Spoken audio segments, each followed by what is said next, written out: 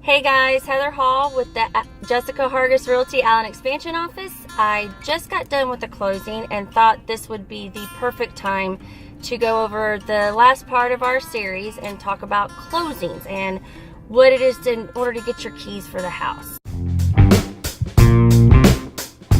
And the first part I wanted to talk about was scheduling the date and time and how important that is. Why you should not schedule it at 3 o'clock on a Friday afternoon. Reason being is, first of all, the funds have to be wired. And if you schedule it at 3 o'clock on a Friday, the wiring fees are going to be cut off and you're not going to get your funds. Therefore, you won't get your keys till probably Monday. So you want to schedule it during the week before 3 o'clock, preferably in the morning if it's on a Friday. But I would recommend trying to do it on a Thursday or earlier in the week. Any day during the week, if you schedule it after 3 o'clock, you're more than likely not going to fund on that day, and you would not get your keys until the following business day. So you want to think about that and how important that is to you if you want to get in your house that same day.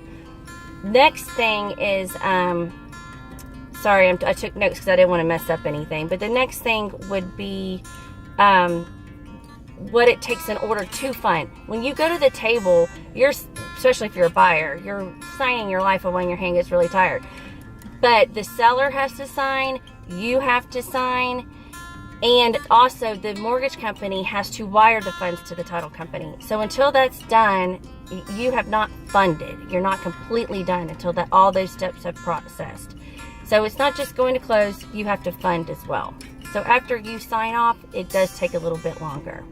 The next thing I want to talk to you about is the settlement statement. What is that? Your lender will talk to you a little bit about this. He'll put all the fees and closing costs and everything on there. There'll be title fees, there'll be mortgage fees, appraiser fees. Your lender will go over a lot of that on there. The settlement statement is also called a HUD 1. This is very important. You'll normally get this a few days before closing.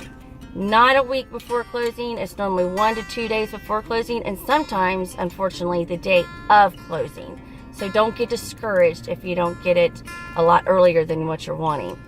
But what this is going to have on it is your total closing costs that you're going to need to bring to closing. So all your fees will be on there, and it's very important that you do review this form and make sure that they're all correct. Have your realtor go over it with you as well. That's why it's important to have a good realtor. The second thing I wanted to talk to you about is third thing is what to bring to closing. You need to bring a copy of your driver's license, and you also are going to have certified funds, cashier's check. And on that settlement statement is going to tell you the total amount you need to bring.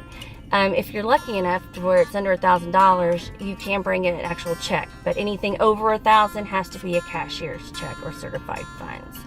And then after it funds and the money's been wired, you will get your keys. But there's several moving parts that happen prior to closing. So if you would like more information on that or have any questions, please give me a call. It's been fun doing these series with you.